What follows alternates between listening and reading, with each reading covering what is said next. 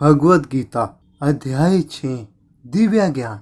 जय श्री कृष्ण। दोस्तों, 5वें अध्याय में आपने जाना कि ज्ञानी पुरुष दिव्य ज्ञान की अग्नि से शुद्ध होकर बाहर तो सारे कर्म करता है, किंतु अपने अंतर में उन कर्मों के फल का परित्याग करता हुआ शांति, विरक्ति, आध्यात्मिक दृष्टि तथा आनंद की प्राप्ति करता है। और अब अध्याय 6 ध्यान योग। श्री भगवान ने कहा, जो पुरुष अपने कर्म फल के प्रति अनासक्त है और जो अपने कर्तव्य का पालन करता है, वही सन्यासी और असली योगी है। वह नहीं जो ना तो अग्नि जलाता है और ना कर्म करता है पांडु पुत्र, जिसे सन्यास कहते हैं, उसे ही तुम योग अर्थात पर ब्रह्मा से युक्त होना जानो, क्योंकि इंद्रिय तृप्ति के लिए इच्छा को त्यागे बिना कोई कभी योगी नहीं हो सकता।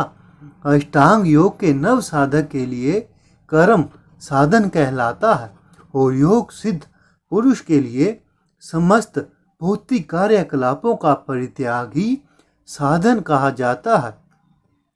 जब कोई पुरुष समस्त भौतिक इच्छाओं का त्याग करके ना तो इंद्रिय तृप्ति के लिए कोई कार्य करता है और ना सकाम कर्मों में प्रवृत्त होता है, तो वह योगारूढ़ कहलाता है। मनुष्य को चाहिए कि अपने मन की सहायता से अपना उद्धार करे और अपने को नीचे ना गिरने दे।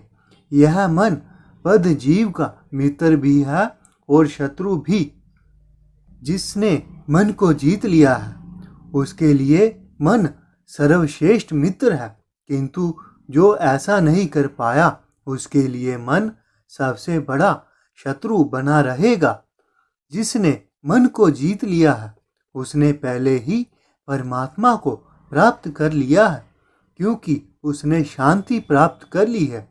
ऐसे पुरुष के लिए सुख दुख, सर्दी गर्मी एवं मान अपमान एक से हैं। वह व्यक्ति आत्म साक्षात्कार को प्राप्त तथा योगी कहलाता है, जो अपने अर्जित ज्ञान तथा अनुभूति से पूर्णतः संतुष्ट रहता है।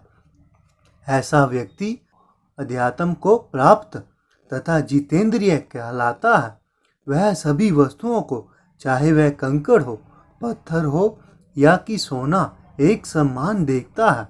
जब मनुष्य निष्कपट हितैषियों, प्रिय मित्रों, संबंधियों, मध्यस्थों, ईर्ष्यालुओं, शत्रुओं तथा मित्रों को तथा पुण्य आत्माओं एवं पापियों को एक समान भाव से देखता है, तो वह और भी उन्नत माना जाता है।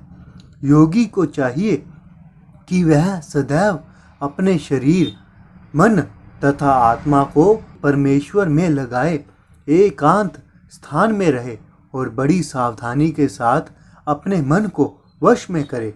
उसे समस्त आकांक्षाओं तथा संग्रह भाव से मुक्त होना चाहिए।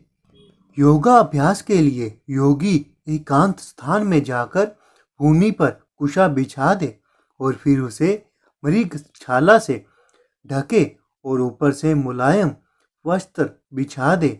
आसन ना तो बहुत ऊंचा हो और ना बहुत नीचा हो, यह पवित्र स्थान में स्थित हो। योगी को चाहिए कि इस पर दृढ़ता पूर्वक बैठ जाए और मन, इंद्रियों तथा कर्मों को वश में करते हुए तथा मन को एक बिंदु पर स्थिर करके हृदय को शुद्ध करने के लिए योगा अभ्यास करे। योगाभ्यास करने वाले को चाहिए कि वह अपने शरीर, गर्दन तथा सर को सीधा रखे और नाक के अगले सिरे पर दृष्टि लगाए। इस प्रकार वह अविचलित तथा दमित मन से, भय रहित विषय जीवन से पूर्णतः मुक्त होकर अपने हृदय में मेरा चिंतन करे और मुझे ही अपना चरम लक्ष्य बनाए।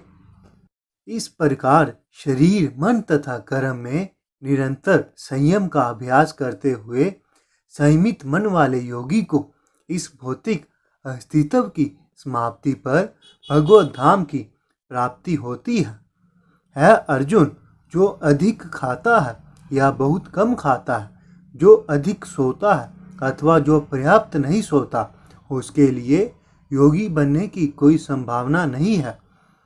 जो खाते, सोने, आमोद प्रमोद तथा काम करने की आदतों में नियमित रहता है, वह योगा अभ्यास द्वारा समस्त भौतिक क्लेशों को नष्ट कर सकता है।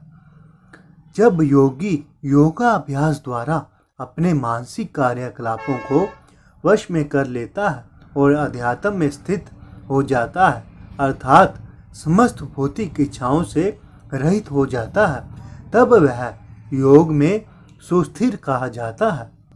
जिस प्रकार वायु रहित स्थान में दीपक हिलता डुलता नहीं, उसी तरह योगी का मन वश में होता है। वह आत्म तत्व के ध्यान में सदैव स्थिर रहता है। सिद्धि की अवस्था में, जिसे समाधि कहते हैं, मनुष्य का मन योगाभ्यास के द्वारा भौतिक मानसिक क्रियाओं से पूर्णतः संयमित हो जाता है। इस सिद्धि की विशेषता यह है कि मनुष्य शुद्ध मन से अपने को देख सकता है और अपने आप में आनंद उठा सकता है।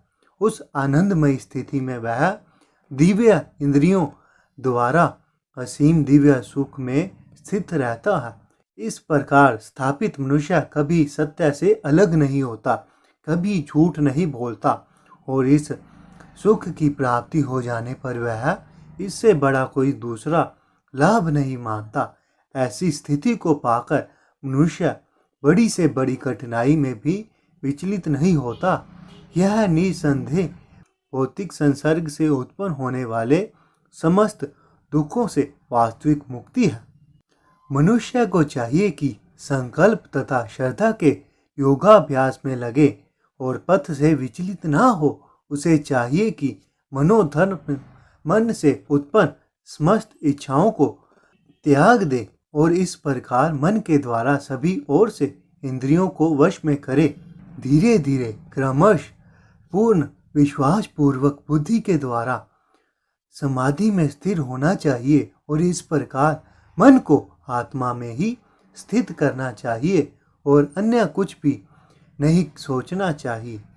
मन अपनी चंचलता तथा अस्थिरता के कारण जहाँ कहीं भी विचरण करता हो, मनुष्य को चाहिए कि उसे वहाँ से खींचे और अपने वश में लगाए। जिस योगी का मन मुझ में स्थिर रहता है, वह निश्चय दिव्य सुख की सर्वोच्च सिद्धि प्राप्त करता है। वह रजोगुण से परे होता है। वह परमात्मा के साथ अपनी गुणात्मक एकता को समाप्त समझता है और इस प्रकार अपने समस्त विगत कर्मों के फल से निवृत्त हो जाता है। इस प्रकार योगा अभ्यास में निरंतर लगा रहकर आत्म संयमी योगी समस्त भौतिक कलमश से मुक्त हो जाता है और भगवान की दिव्य प्रेमा भक्ति में परम सुख प्राप्त करता है। वास्तविक योगी समस्त जीवों में मुझको तथा मुझ में समस्त जीवों को देखता है। निसंदेह स्वरूप सिद्ध व्यक्ति मुझ परमेश्वर को सर्वत्र देखता है, हर जगह देखता है। जो मुझे हर जगह देखता है और सब कुछ मुझ में देखता है, उसके लिए ना तो मैं कभी अदृश्य होता हूँ और ना वह मेरे लिए अदृश्य होता है। जो योगी मुझे तथा परमात्मा को अभिन्न जानते हुए परमात्मा की भक्ति पूर्वक सेवा करता है, वह हर प्रकार से मुझ में सदैव स्थित रहता है। अर्जुन, वह पूर्ण योगी है जो अपनी तुलना से समस्त प्राणियों की उनके सुखों तथा दुखों से वास्तविक समानता का दर्शन करता है। अर्जुन ने कहा, है मधुसूदन, आपने जिस योग पद्धति का संक्षेप में वर्णन किया है, वह मेरे लिए अव्यावहारिक है और असहनीय है, क्योंकि मन चंचल तथा अस्थिर है। श्री कृष्ण, क्योंकि मन चंचल, उछल हठीला तथा अत्यंत बलवान है, अंत मुझे इसे वश में करना वायु को वश में करने से भी अधिक कठिन लगता है। भगवान श्री कृष्ण ने कहा, है महाबाहु कुंती पुत्र, निसंदेह चंचल मन को वश में करना अत्यंत कठिन है, किंतु उपयुक्त अभ्यास द्वारा तथा विरक्ति द्वारा ऐसा संभव है। जिसका मन उछकल है उसके लिए आत्म साक्षात्कार कठिन कार्य होता है, किंतु जिसका मन संयमित है, जो समुचित उपाय करता है, उसकी सफलता ध्रुव है, ऐसा मेरा मत है। अर्जुन ने कहा, है श्री कृष्ण, उस असफल योगी की गति क्या है जो प्रारंभ में श्रद्धा पूर्वक आत्म साक्षात्कार की विधि ग्रहण करता है, किंतु बाद में भौतिकता के कारण उससे विचलित हो जाता है और योग सिद्धि को प्राप्त नहीं कर पाता। है महाबाहु कृष्ण, क्या ब्रह्मा प्राप्ति के मार्ग से भटका हुआ ऐसा व्यक्ति आध्यात्मिक तथा भौतिक दोनों ही सफलताओं से चूक नहीं जाता और छिन्न भिन्न बादलों की भांति विनिष्ट नहीं हो जाता, जिसके फल स्वरूप उसके लिए किसी लोक में कोई स्थान नहीं रहता। है श्री कृष्ण, यही मेरा संदेह है और मैं आपसे इसे पूर्णता दूर करने की प्रार्थना कर रहा हूँ। आपके अतिरिक्त अन्य ऐसा कोई नहीं है जो इस संदेह को नष्ट कर सके। भगवान ने कहा, है पृथा पुत्र, कल्याण कार्यों में निरत योगी को ना तो इस लोक में और ना परलोक में ही विनाश होता है।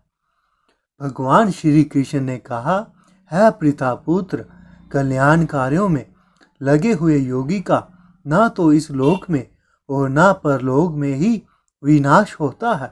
है मित्र, भलाई करने वाला कभी बुरे से पराजित नहीं होता।